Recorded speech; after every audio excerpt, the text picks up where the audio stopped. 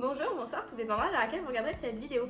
On se retrouve aujourd'hui, en ce samedi matin, pour vous parler de ma pile à lire de février. Donc je n'en fais pas tous les mois, mais février est le mois de l'amour, de la Saint-Valentin ou de la Saint-Valentin, et selon votre situation, peu importe, je me suis dévouée pour vous ce mois-ci à ne lire pas, bon, je dis qu'un genre, mais il y aura peut-être à côté d'autres lectures improvisées, mais principalement de la romance qui, comme vous le savez sans doute, n'est pas réellement mon genre de prédilection. Voilà, je lis pas mal de, je lisais pas mal de fantasy, après il y a la romantasy donc j'en ai lu quelques-unes, mais des romances pures et dures, j'ai commencé à en lire que je dirais courant l'année dernière parce que j'en lisais de temps en temps, mais c'est plus du young adulte que du new adulte ou quoi, donc où il n'y avait pas trop de smut, donc j'ai découvert cet horizon, ce nouvel horizon, ma foi, parfois très varié, hein, voilà. Du coup, je suis équipée de ma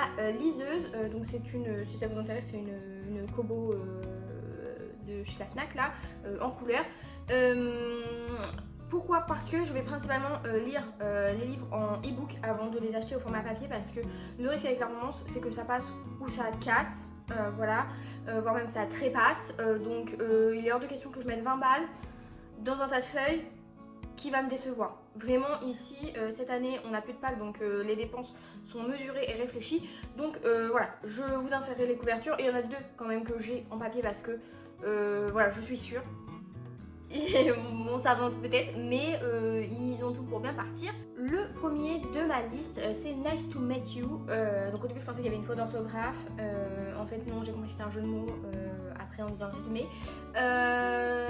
Où là, on va rencontrer Jane, apparemment, qui est une jeune femme qui est détective privée à son compte et qui n'a pas de spécialisation précise. Elle va un petit peu où bon lui semble pour certaines affaires, quitte à se mettre dans de la panade de temps en temps. Et en parallèle, on a Liam qui lui qui travaille au Met, donc au musée de New York, dans la section archéologie, qui a une vie un peu plan-plan et tout. Et sur un concours de circonstances, ils vont visiblement se rencontrer un rendez-vous, quoi, une espèce de speed dating. Sauf que ça va bien se passer, vraiment ils peuvent pas se voir en peinture, donc vas-y laisse tomber, c'est un fiasco. Sauf que, retournement de situation, notre jeune femme va devoir s'infiltrer pour l'une de ses missions au sein du Met. Et quoi de mieux pour ça que de devenir l'assistante d'un jeune homme qu'elle a déjà croisé, notre cher Liam. Donc voilà, on est un peu sur le trope collaboration forcée, voilà, ils peuvent pas trop se piffrer, tout machin. Lui, il est un petit peu dans son coin, elle a l'air intrépide. Je m'attends à quelque chose d'un petit peu peut-être thriller historique, parce que voilà, une enquête dans le résumé, le Met, donc l'archéologie et tout. Voilà, je ne veux pas trop en savoir plus. Comme d'habitude, j'espère qu'il n'y aura pas du smut à tire-larigot dès la 4e page. J'aimerais, en fait ce mois-ci j'aimerais vraiment des romances, ma recherche a vraiment des romances qui me font rêver entre guillemets, mais que je trouve bien construites, qui sont bien amenées, quitte à ce que même ce soit du fast burn, des trucs un peu tirés par les cheveux, mais tant que c'est bien construit, bien écrit, voilà. Du smut à des moments crédibles, parce que voilà, hein, on connaît qui aime bien faire ça au milieu du sang sur les champs de bataille, CF Castille, le gros red flag de du sang et la cendre, bref. Vous allez voir dans la palle, il y a vraiment, là c'est une new romance, mais il y a un petit peu tous les genres. Donc il n'y a juste pas de dark romance parce que voilà, c'est à bannir, mais je mettais chacun dit ce qu'il veut, on écoute et on juge pas. Ensuite, le suivant, je l'ai acheté en papier parce que j'ai été convaincue par la propagande faite par Marie de la chaîne Muffins and Books, parce qu'il est dans son top, enfin toute la saga est dans son top de 2024, donc j'ai envie de me lancer, donc je l'ai acheté en papier parce que la dernière fois que j'ai suivi l'une de ses recommandations, c'était Assistant to the Villain et j'ai eu un coup de cœur, donc je veux réitérer l'expérience avec Man High, le premier tome de je ne sais pas quelle série. Mais bref, on s'en fiche. Ici, un peu gros pavé, hein. Les autres en e-book, ça se trouve c'est des gros pavés, mais je le vois pas, donc ça me dérange moins. Ici, on est sur une romance sport dans le hockey. On va rencontrer l'un des joueurs prometteurs d'une équipe, un des très bons joueurs, voilà. Et la romance va se faire avec l'une des hôtesses de l'air de leur avion privé de l'équipe. Sauf que lui visiblement est un coureur de jupons qui a l'air détestable d'après le résumé vraiment, et il va vouloir faire vivre un enfer à notre hôtesse de l'air, et on va voir comment elle réagit, parce que forcément elle va penser avoir tout vu dans sa carrière, mais elle va tomber sur cette énergumène. Donc écoutez, je m'attends, si c'est un Enemies to Lovers, j'attends à ce qu'il soit très bien construit, parce que des Enemies to Lovers où il y en a qu'un des deux qui est ennemi et l'autre il est passif agressif, voilà. Donc écoutez, celui-là m'intrigue vraiment. Après, comme il est gros, j'espère vraiment que ça va être dynamique et entraînant. Et du coup, comme c'est une série, d'après ce que j'ai compris, où les tomes suivants c'est un peu des tomes compagnons sur d'autres, je pense d'autres personnages, peut-être d'autres joueurs de l'équipe, je m'attends à ce que les personnages secondaires soient vraiment très importants et que le côté un petit peu fan family soit très cool. Ensuite, une petite romance historique, MM, donc masculin-masculin, donc entre deux hommes, malgré les épines, ça m'a bien botté, j'avoue, parce que en romance historique, je lis principalement la collection Regency de chez J'ai lu, donc qui se veut généralement pro-féministe entre guillemets, donc plus sur des femmes fortes et tout. Donc là, entre deux hommes, je trouve que ça change. Et c'est du coup en 1903, on est en Angleterre. On suit du coup Alec qui a 22 ans, qui est le fils du duc d'Hazard et qui se prépare à faire son entrée dans le monde, etc. Parce qu'à un moment, c'est lui qui va hériter, aux grandes dames de son frère qui, à un an près, aurait pu être à sa place, mais non. Et il a également une sœur aînée, pareil, qui va se marier et tout. Et il s'avère que Alec a visiblement des penchants pour les hommes, et forcément à cette époque, c'est très mal vu. Et il va tomber sous le charme, sans s'y attendre, du nouveau jardinier de la famille. Donc écoutez, voilà, je m'attends à quelque chose d'un peu rocambolesque, j'espère que ça va être assez drôle, qu'il va y avoir des situations un petit peu cocasses. Donc écoutez, ma foi, je lis peu de romances avec de romances homosexuelles, je cherchais à expliciter ça en mode avec deux fois le même sexe, homosexuel. Vraiment, c'est juste le terme, on va pas s'étaler. Mais du coup, voilà pour ça, petite romance historique. Ensuite, une sortie assez récente, je sais pas pourquoi dans ma tête je le voyais en poche, alors pas du tout, il est en grand format. Il s'agit de L'amour vache, donc avec cette très belle couverture, vraiment j'adore cette couverture. Je trouve qu'elle pétille, les petites vaches dessus m'ont convaincue, ça a l'air trop chouette. On va donc rencontrer Tamara, qui est une jeune fille qui a repris l'exploitation familiale, donc de vaches laitières, sauf que il s'avère que son entreprise est dans une position très panadière, dans la panade, parce que elle ne suit plus financièrement parlant, donc elle se retrouve en redressement judiciaire. Et là Tamara se retrouve mise au pied du mur, elle ne peut plus cacher la situation, elle va devoir tout dire à ses proches, à ses amis, à sa famille. Et en plus de ça, va débarquer sur son exploitation le mandataire judiciaire, Amaury, qui lui arrive en costume 3 pièces, mocassin à gland, dans la bouse, qui va du coup avoir son destin en main. Donc il va falloir qu'il coopère pour trouver des solutions et parvenir à sauver la ferme. Donc écoutez, ma foi, je m'attends là pour le coup à quelque chose d'assez slow burn, parce que forcément il va arriver un peu avec ses grands sabots et elle a rien demandé, déjà que la situation elle est compliquée, je pense pas qu'elle ait la tête à l'amour. Donc on est sur un petit peu collaboration forcée. Donc écoutez, je m'attends à quelque chose d'assez lent, mais avec une petite tension quand même, on a envie que ça crépite. On a envie qu'il enfile des bottes et qu'il la fasse rouler dans le foin, quoi. Ou dans la paille, comme vous voulez. La paille est un peu plus fraîche, attention. Autre romance historique qui m'a vraiment, encore une fois, fait penser à Regency, pour le coup, enfin la collection de chez J'ai lu, mais c'est au livre de poche. C'est Recherche Gentleman Fortuné.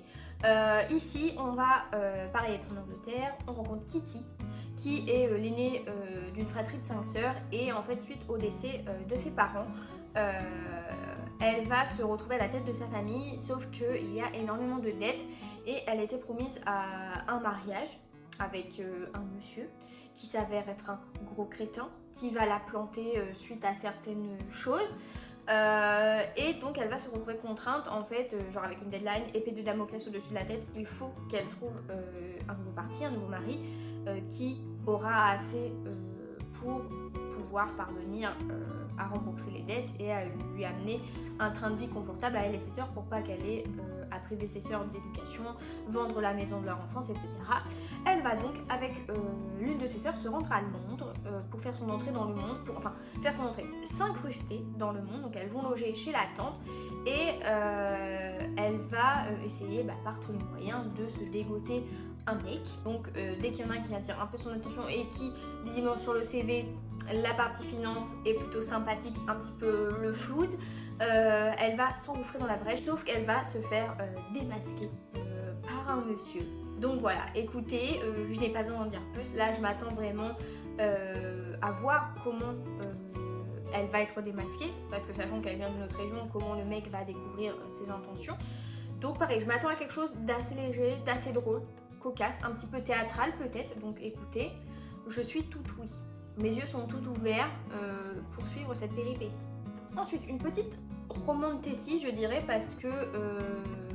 mais avec romance contemporaine, parce que il y a quand même de la magie, mais voilà, romantécie, on n'a pas le côté, tout le gros côté fantasy, c'est peut-être plus du fantastique.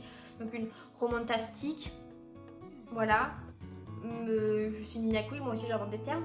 Bref, du coup ici on va rencontrer Maya, qui est une jeune femme qui travaille dans une entreprise de cosmétiques. Et il s'avère que Maya est une sorcière, sauf que c'est une sorcière un petit peu maladroite.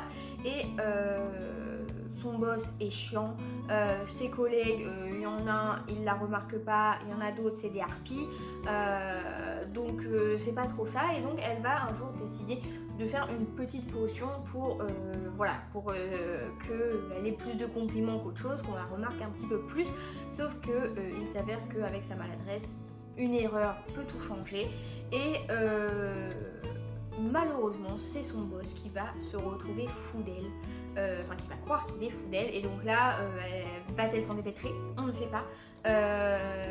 Finalement, est-ce que il a l'air intéressant, un peu sympa? Il a pas l'air trop con au final quand on creuse un peu, sauf que est-ce que c'est dû au sort? Est-ce que quand les effets du sort vont se dissiper, les sentiments visiblement seront toujours là? On ne sait pas. Je suis très curieuse. Pareil, je m'attends à quelque chose d'assez drôle. Et également j'ai hâte de voir comment est amenée la magie, parce que visiblement d'après le résumé, la magie est présente dans notre monde, mais visiblement pas tout le monde y a accès, parce que visiblement le boss lui n'a pas du tout de pouvoir magique, il est réceptif à la magie. Donc écoutez, je suis assez curieuse, voilà, donc je m'attends à quelque chose d'assez doudou. Romance suivante, couverture très colorée, très rose, très girly. The Bribe, donc c'est le premier tome de Calamity Montana. Donc pareil, ça ce sont c'est une série avec des tomes compagnons, donc on suit des personnages différents de l'univers à chaque fois. C'est chez Roncière. J'ai un petit peu d'appréhension parce que Roncière sont connus à mes yeux principalement pour L'ombre d'Adeline, qui est pour moi une œuvre immorale et avec du smut à outrance et un peu vas-y problématique. Donc j'espère qu'ici le smut ne sera pas malaisant. On va rencontrer ici le shérif Duke Evans qui lors d'une balade dans le parc de Yellowstone va tomber sur Jade et une amie à elle, et il va les sortir d'un petit pétrin, et il s'avère qu'il y a une attirance immédiate avec Jade. Donc est-ce que c'est le trope coup de foudre, est-ce que c'est le trope fast burn, on ne sait pas. Si c'est maîtrisé ça peut le faire, mais on reste un petit peu frileux. Et il s'avère que quelques jours plus tard, Duke Evans, lors d'un contrôle automobile, va tomber sur Jade, qui s'avère être Lucy Ross, une célèbre chanteuse de country. Et de là, voilà, il va se demander pourquoi aller à Calamity, dans cette petite ville perdue, sous une autre identité. Elle va être un peu en mode vas-y, si tu dis pas qui je suis, vraiment il faut absolument que ça tienne, je peux te donner de l'argent et tout machin. Donc ça va encore plus attiser sa curiosité. Et donc de là voilà, on va essayer de savoir qui est qui, pourquoi, pour qu'est-ce. J'avoue que la couverture me fait un petit peu penser à une ambiance un petit peu voilà, le Montana, les cowboys, les ranchs. Il y a un shérif, donc je me dis peut-être voilà, mais vu le résumé ça a pas l'air trop ça, mais le fait qu'il y ait une chanteuse country, ça m'emballe. Donc écoutez, affaire à suivre. Ensuite, sortie très récente également, parce que je crois que c'est sorti quand vous voyez cette vidéo il y a 2 semaines, je dirais. Couverture très belle. Au début je croyais que c'était un relié et en fait non, je suis un petit peu triste, j'aurais bien aimé que c'en soit un. Mais c'est le dernier conte, le tome 1, donc Pomme d'or de Alexiane Thiel. Ici je pense qu'on est sur une réécriture de conte, parce qu'on va rencontrer Ariane qui est la dernière des fées. Et pour éviter que l'univers de conte où elle vit soit détruit, il faut qu'un héros vienne sauver tout ça, sauf que les héros n'existent plus. Donc elle, ce qu'elle va décider de faire, c'est de venir dans notre monde, de prendre le premier gadget venu, de l'emmener dans son monde pour qu'ils écrivent un nouveau conte et ainsi sauver tout ça. J'avoue que c'est une petite romantisée qui me dit bien. Je m'attends à ce que ce soit un petit peu doudou. J'espère vraiment que ça va être une romantisie douce, tranquille, où ça va pas aller hyper vite, où l'attirance va direct prendre le dessus, le smut et tout, parce que là j'ai pas l'écran physique, donc des fois au dos des livres il y a des petites indications sur la quantité de smut, là du coup je ne sais pas. Mais voilà, je m'attends à une romanticie, mais avec une romance mignonne et pas charnelle. Ensuite, j'avoue que c'est la couverture dans un premier temps qui m'a charmé également. C'est Le Chant du Kraken, le tome 1. Ici, on va rencontrer un jeune triton qui se fait capturer, qui va être libéré par le Kraken. Et malheureusement, quand il va se réveiller, il va être sur un bateau, le Red Revenge, je crois. Et il va tomber sur le capitaine avec qui va s'engager, voilà, un petit peu de rebondissement, un petit peu de séduction, voilà, qu'est-ce qui se passe, on se cherche, on s'apprécie, et puis paf, on a un ennemi commun, donc vas-y, il y a peut-être moyen de faire quelque chose ensemble. Voilà, je m'attends à un petit peu un truc à la Pirate des Caraïbes, un truc assez rocambolesque comme ça, très piraterie, très... avec peut-être un petit peu de mythologie parce qu'il y a le Kraken, donc est-ce que c'est un vrai Kraken ou est-ce que c'est juste un pseudo? Je ne sais pas, mais là j'avoue que je suis assez intriguée, j'attends quelque chose d'explosif. Ensuite, là pareil c'est sous les recommandations de Madame Errance, donc Camille, c'est le tome 1 des Cavaliers de l'Apocalypse, là, Pestilence. Ici on va rencontrer Sarah qui un jour va voir sa ville menacée parce que les 4 cavaliers de l'Apocalypse débarquent pour anéantir l'humanité et elle va vouloir un peu sauver les gens qu'elle aime et son entourage, et pour ça elle va tirer sur notre cavalier qui s'avère être immortel évidemment, et donc ça va se retourner, l'arroseur arrosé elle va être retenue par lui-même, il va vouloir la faire souffrir à fond, sauf que voilà, peut-être que les sentiments vont naître, un petit peu peut-être syndrome de Stockholm, on ne sait pas. Mais écoutez, je suis curieuse de voir parce que Camille en parle avec extrêmement de positif. Donc ma foi, j'avoue que le fait qu'il s'appelle Pestilence, c'est quand même assez bizarre. Mais bon, chacun son truc, chacun ses prénoms. Moi, je devrais pas faire de remarques vu le mien. Mais je suis curieuse. Je suis curieuse de voir comment ça va être tourné, comment lui qui visiblement a tout du grumpy, pas du tout d'humanité en lui. Voilà, donc ça je m'attends pareil comme avec le Chant du Kraken, quelque chose d'assez explosif. Mais avec un petit côté peut-être mythologique. Je m'y connais pas trop en Cavalier de l'Apocalypse, donc je suis curieuse. Alors celle-là m'intrigue un peu, je retombe dans mes amours, le football américain avec Offside qui est un premier tome. Je crois, je suis pas sûre, de Clara Nové. Ici on va rencontrer Lizzie et Seth qui vont se rencontrer au même endroit parce que Lizzie va empêcher Seth de mettre fin à ses jours, et à partir de là ils ne vont plus jamais se voir, sauf que 2 ans plus tard, boum, Lizzie doit donner des cours de soutien à Seth pour qu'il puisse avancer quoi, par rapport au sport. Je pense que c'est une histoire de bourse, sauf que lui est pas du tout chaud parce qu'il en veut de ce fameux soir il y a 2 ans. Donc écoutez, je suis très curieuse, le soutien scolaire et tout comme ça fait un petit peu vibe Nathan Scott et Ellie dans les frères Scott, donc moi je suis très, voilà, j'attends de voir. Donc si le background est cool, si l'écriture est sympa, si c'est maîtrisé, je suis le public. Ensuite, alors pareil, encore un amour à moi, avec le premier tome de Kings of Scots, où ici on va rencontrer le roi Aedan qui va devoir se marier et engendrer un héritier, et donc il va devoir trouver voilà, quelqu'un, et il va tomber sur Hailey, je ne sais pas, qui est cuisinière et qui va rentrer au sein du palais royal. Et le petit truc, c'est que ce qui m'a un peu perturbée, c'est que visiblement elle vient de Los Angeles, mais elle a des racines écossaises, et lui il a été son babysitter quand elle était petite. Donc je sais pas à quel degré c'est babysitter, genre le age gap, je sais pas trop, donc je suis assez curieuse. Ce qui m'intrigue également, c'est que les retours que j'en ai vus, c'était que c'était mal écrit. Donc j'ai un petit peu peur, et ça m'amène du coup à parler d'un autre titre qui me fait très envie, mais dont les retours sont pas fous parce qu'apparemment la traduction n'est pas bonne, et ça me fait peur parce que je suis toujours en quête de romance country, vraiment les ranchs, les chevaux, le rodéo, tout ça. Donc quand j'ai vu ce titre, j'étais à fond, surtout que les retours étaient de fou sur la version originale, enfin en anglais, donc j'étais en mode trop emballée. Et les retours en français seraient que ouais, la trad est pas ouf, c'est Flawless. Où là on rencontre un jeune homme qui est star du rodéo, mais il y a une bagarre qui va venir ternir un peu son image et du coup il va se faire chaperonner par la fille de son agent qui est avocate. Et donc voilà, ils vont être un petit peu obligés de se côtoyer. Que va-t-il se passer? Ça je suis très intriguée, mais du coup j'ai peur en fait si la traduction est pas bonne. Je suis mitigée d'avance en fait. Genre je vais partir avec un a priori. Parce qu'en plus je crois que c'est Nina Cool qui en a parlé, qui l'a lu, et elle faisait des remarques assez pertinentes qui m'ont un peu fatiguée. Donc est-ce que je devrais l'essayer en VO quitte à pas tout comprendre? Je sais pas. Donc écoutez, sachant qu'en plus pareil c'était chez Marie Muffins and Books, une de ses séries préférées, donc écoutez, aïe aïe aïe, je suis partagée, aidez-moi. Et il y a un autre type d'auteur qui sort ce mois-ci qui me fait trop envie, c'est Gagner à tout prix, donc c'est une nouvelle série, et pareil là on parle réellement de ranch avec des courses, et genre il y a un mec, on le soupçonne de faire des courses truquées, mais en fait il veut prouver que non. Et il y a une nana qui va postuler là-bas pour devenir entraîneuse et tout. Donc ça je suis super intriguée, mais pareil, est-ce que ça va suivre? Je sais pas. Donc c'est vraiment 3 romances où les... Enfin 2 romances principalement où les retours sont pas fous, donc dont un de la même auteur de l'un des deux. Aïe aïe aïe, que va-t-on faire? Que vais-je faire? Je ne sais pas. N'hésitez pas, vraiment, je prends tous les commentaires, même si vous me dites des choses négatives, il n'y a pas de souci, je lirai quand même, dans tous les cas. Ensuite, alors...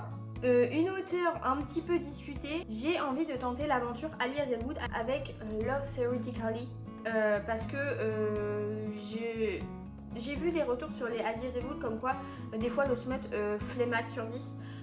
Celui-là c'est celui sur lequel j'ai pas vu trop de retours complexes je dirais, et puis c'est celui qui a le pitch qui me botte le plus parce que là on va rencontrer une jeune femme qui est à l'université, qui a envie d'être chercheuse titulaire. Et en parlant de ça, elle loue ses services de fausse petite amie et tout, et elle va vouloir intégrer un programme de recherche je crois, et il y a un mec qui va aussi vouloir mettre un de ses poulains, et donc voilà, ils vont un peu se tirer la bourre. Donc je suis curieuse, l'univers un peu physique, science et tout, ça m'intrigue. Donc écoutez, ce sera affaire à suivre, mais voilà, je vais dire des choses assez populaires ce mois-ci, donc écoutez, vais-je faire le buzz ou le bad buzz, on ne sait pas. Alors le suivant, pareil, on est reparti en Écosse, on reprend l'avion avec Scottish Outlander d'Eva Balderas, parce qu'ici on va rencontrer Alex, qui est une jeune femme qui croise un mec quand elle fait les courses, ok. Et en parallèle, ce mec l'a aussi repéré quand il sortait des courses. Ok. Ils vont se retrouver sur monenseur.com, passer une nuit de folie et après se rendre compte que l'un est le patron de l'autre. Et oui, donc ça va se compliquer. On adore, j'ai hâte de voir. Alors celui-là c'est vraiment pour la couverture. Vraiment, il n'y a pas... Le pitch aussi est sympa, mais à première vue c'était la couverture. Donc est-ce que la beauté extérieure reflètera la beauté intérieure? Je ne sais pas. C'est comme une comédie romantique. Elle n'est pas trop mignonne cette coupe, franchement. Ici on va rencontrer Evie qui travaille dans une agence de production de scénarios. Sauf qu'elle va faire face à un problème, c'est que Ezra, l'un de ses employés, ne veut pas finir le scénario de sa comédie romantique alors qu'il y a une deadline. Et elle va lui proposer son aide, mais lui va mettre une condition, c'est de lui prouver que les comédies romantiques c'est pas juste des scénarios arnaques, qu'on peut vraiment tomber amoureux dans la vraie vie. Donc à mon avis, là c'est un petit peu téléfilm d'M6 l'après-midi, vous voyez ce que je veux dire. Alors là, très vibe à l'ancienne Skyrock et tout, Wattpad machin, ça va faire un peu penser fanfiction, c'est des trucs qu'on aurait pu avoir avec Justin Bieber. C'est Lost in Chaos de Vikeندers. On va rencontrer Ed, qui est la fille d'un criminel. Et en fait, avant l'université, elle doit faire sa dernière année dans un lycée UP de sa ville natale parce que son père est en prison. Sauf qu'un mec va lui mener la vie dure, Chase. Et en parlant de ça, elle va trouver un petit boulot dans un hôtel qui appartient à la famille de Chase. Donc, conflit d'intérêts, lui au lycée il veut lui pourrir la vie, il a une rancœur, on sait pas d'où, on sait pas de quoi, et donc comment ils vont se confronter, qu'est-ce qui va se passer derrière les chambres d'hôtel, on sait pas, on est très curieux. Franchement, là je m'attends vraiment à un truc ultra cliché. Vraiment je vous dis, une fanfiction Justin Bieber, ça m'étonnerait pas du tout, et c'est potentiellement ce que j'attends. On retourne dans les romances historiques avec du coup cette fois un livre de la collection Regency de chez J'ai lu. C'est le premier tome des Demoiselles Dangereuses et des Dames Pirates, où là on va rencontrer un groupe de femmes qui n'hésitent pas à cambrioler, à se quereller, à faire la bagarre, voilà, quitte à avoir des conflits entre elles parce que voilà, bon, faut pas pousser. Et parmi ces femmes, il y a Cecilia qui est en désir de vengeance. Elle veut venger sa mère en tuant son assassin. Sauf que dans l'entrefait, elle va tomber sur Ned, qui est un charmant gredin. C'est ce que dit le résumé. Vraiment, moi, on me dit charmant gredin, le mot gredin, j'adore vraiment. Donc là, écoutez, ma foi, Regency, j'avoue que j'y vais aveuglément. En plus, on me dit les dames pirates, donc écoutez, est-ce que c'est pirate au sens propre? Est-ce que c'est juste pirate parce que ils sont un petit peu voleurs et tout? À voir. Et deuxième titre de chez Regency, cette fois c'est un one shot, c'est Petit arrangement entre époux.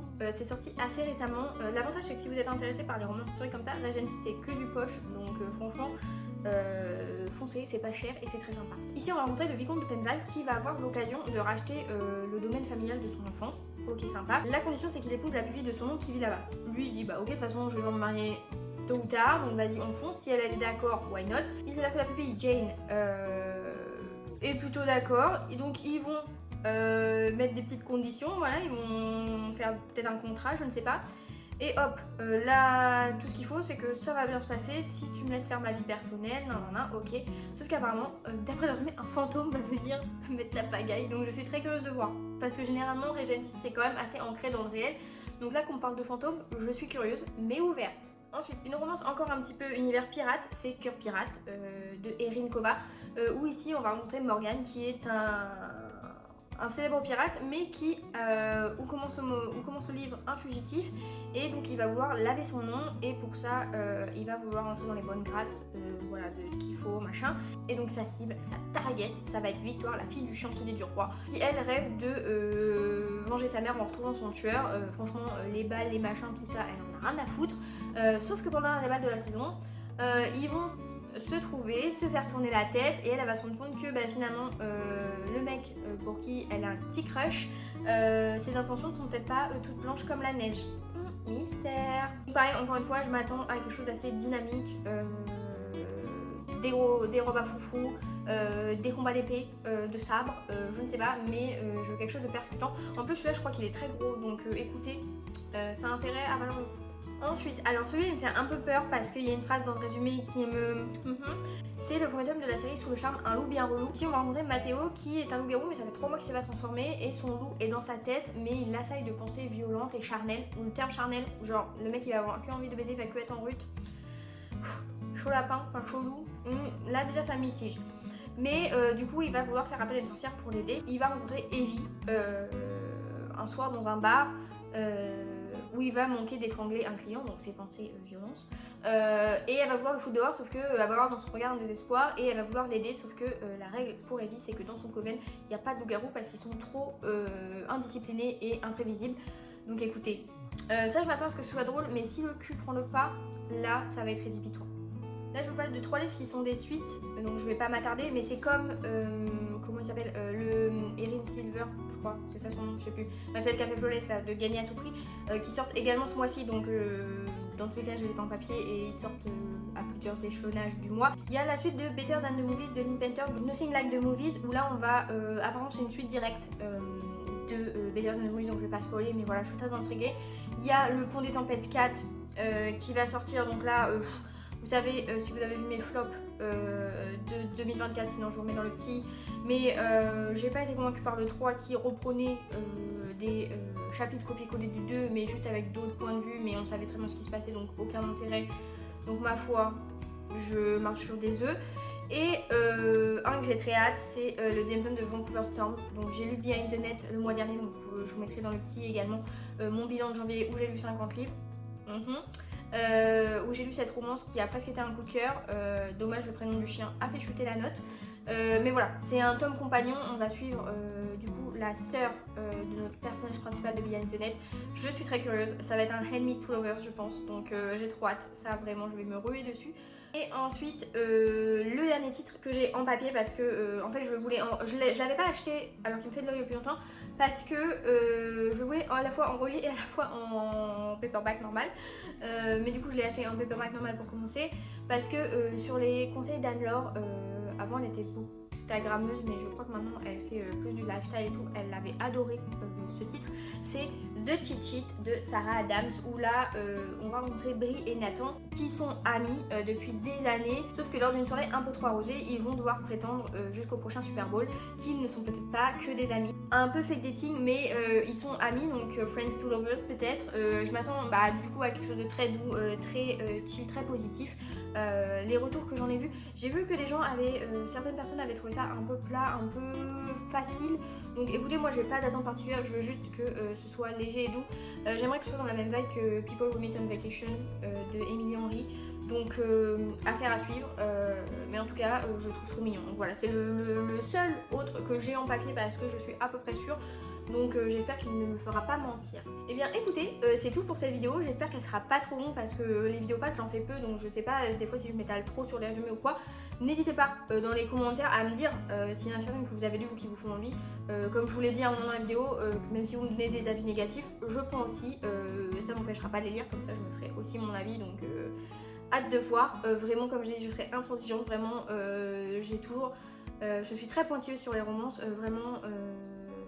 j'ai lu toutes les fanfictions One Direction possibles, Larry Stevenson et tout à l'époque. Donc croyez-moi bien que là, je suis rodée, je sais ce que j'attends. Je suis contente parce que ma pile à lire, du coup, on a de la new romance, on a de la romance historique, on a de la romantécie. Donc je trouve que c'est assez varié. Donc écoutez, il y a plusieurs thématiques, il y a plusieurs tropes. Voilà, je suis pas fermée à découvrir d'autres choses. Donc j'espère, j'augure un beau mois de lecture de l'amour. J'ai prévu bien sûr d'autres livres pour faire des pauses un moment parce que l'overdose de l'homme, non merci. Mais écoutez, ma foi, n'hésitez pas du coup voilà, à commenter, à vous abonner. On est bientôt aux 200 abonnés, donc vraiment si vous n'êtes pas abonné, allez-y. Également un grand merci parce que si vous êtes ici, mais aussi que vous êtes sur Instagram, on a passé les 1000 abonnés, donc ça c'est vraiment génial. Je suis reconnaissante de fou. S'il y a eu des vidéos dans le petit, elles seront aussi en barre d'infos. Les personnes que j'ai pu mentionner dans la vidéo seront aussi en barre d'infos avec leur chaîne, donc n'hésitez pas. Et puis les livres sont également listés dans la barre d'infos. Enfin voilà, je suis organisée pour le coup. J'espère que la vidéo ne sera pas trop longue. On se rappelle du bilan de la semaine dernière, mais bref. Et bah écoutez, sur ce, moi je vais aller continuer de lire, découvrir l'amour à toutes les sauces. Et puis on se dit à la semaine prochaine pour mon point sur mes séries littéraires. Donc voilà, faut que je peaufine mes Excel. Mais sur ce, je vous souhaite de belles lectures et je vous dis à la prochaine. Salut!